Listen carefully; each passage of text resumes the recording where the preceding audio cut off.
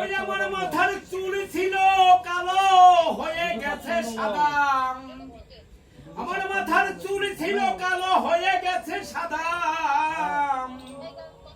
ওই আমার এই নয়ন ছিল ভালো, নয়নে দেখতে পারছি না। ওই আমার এই কর্ণ ছিল ভালো, কর্ণে শুনতে পারছি না।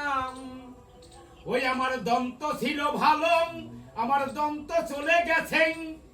আমার এই শরীরের লাবণ্য চেহারা কত সুন্দর ছিল, সব চলে গেছে ভেঙে চুরমার।